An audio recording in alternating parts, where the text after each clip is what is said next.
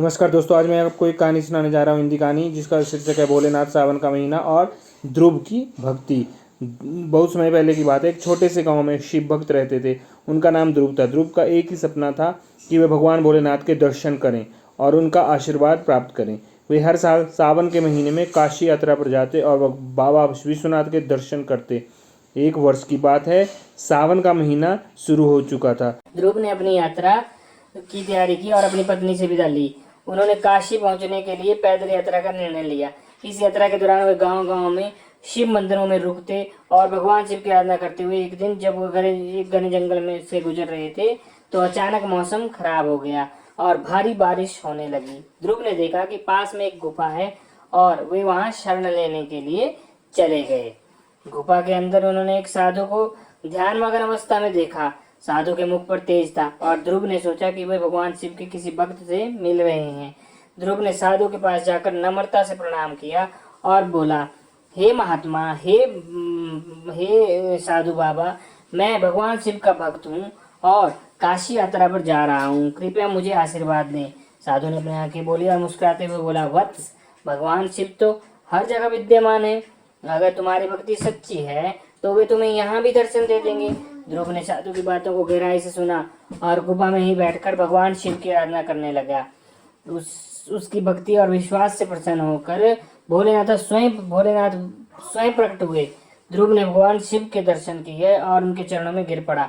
भोलेनाथ ने ध्रुव को आशीर्वाद दिया और कहा, वत्स, तुमने सच्चे मन से मेरी आराधना की है। अब तुम अपने गांव लौट जाओ और वहां भी मेरी सेवा और पूजा करते रहो, तुम्हारा जीवन सफल होगा।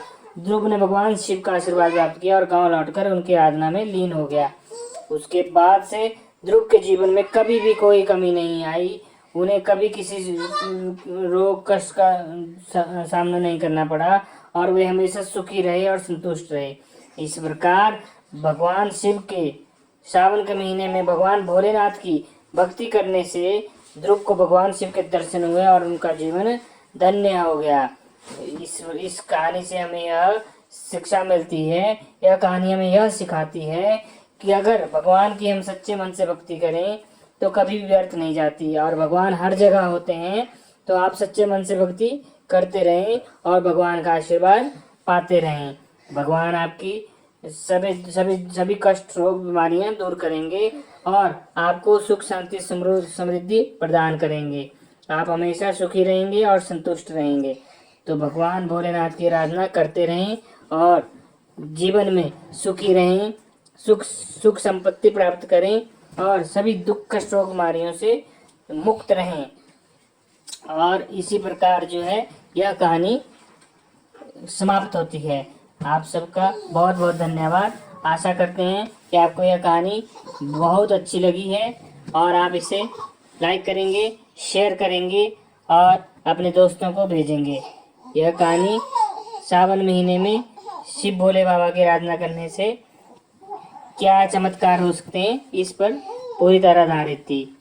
आपका बहुत बहुत धन्यवाद। आपने हमारी कहानी को सुना और हम आशा करते हैं कि आप इसे आगे भी शेयर करेंगे और अपने दोस्तों आदि को इसे भेजेंगे।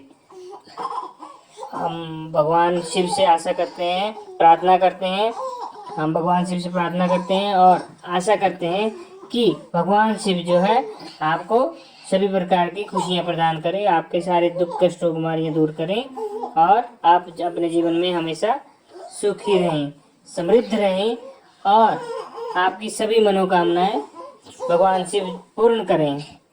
इसी के साथ मैं आपसे विदा लेता हूँ।